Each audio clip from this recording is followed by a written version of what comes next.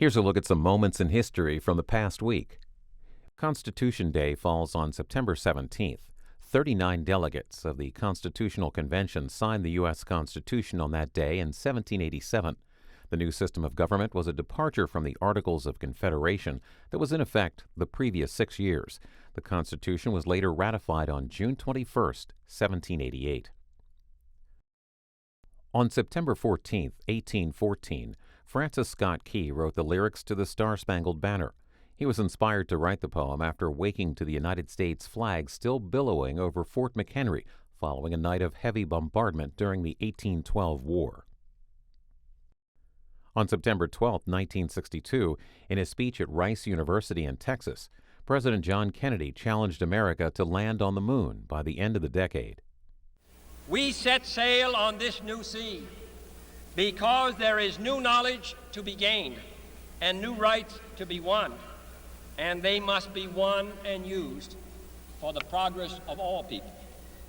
For space science, like nuclear science and all technology, has no conscience of its own. Whether it will become a force for good or ill depends on man. And only if the United States occupies a position of preeminence can we help decide whether this new ocean will be a sea of peace or a new terrifying theater of war.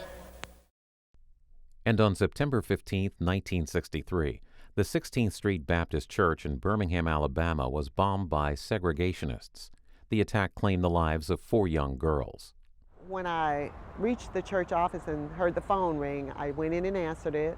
Mrs. Shorter, whom I worked under, was not there, and the caller, male caller on the other end, said 3 minutes. And as quickly as he said that, he hung up. So I still had my items in my arm, my materials in my arm, and I just turned and walked out into the sanctuary. And only because we've counted it, I know that I took about 15 steps before the bomb exploded. And that's a look at what happened this week in history.